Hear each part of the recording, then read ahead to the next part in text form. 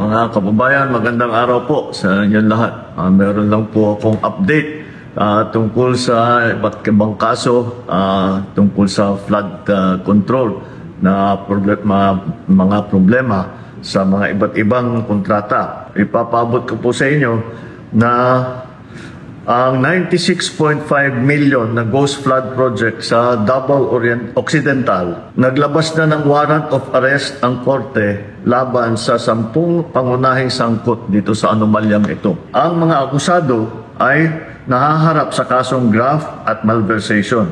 Ito pong mga kasong ito, hindi po bailable ito. Hindi pwedeng bayaran ang kanilang para sila'y makalabas sa kulungan. Kabilang na po rito si Sara Diskaya na sa kasalukuyan ay nasa kustodiya ng NBI. Bukod dito, may walang opisyal pa ng DPWH ang nagpahayag na kagustuhan nilang sumuko.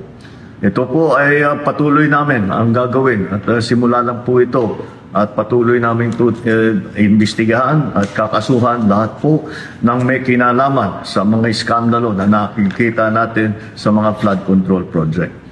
At titiyakin po natin na hindi lamang sila ay makakasuhan kundi maibalik ang pera ng ating mga binayad ng ating mga kababayan ay ibalik sa kaba ng ating bansa.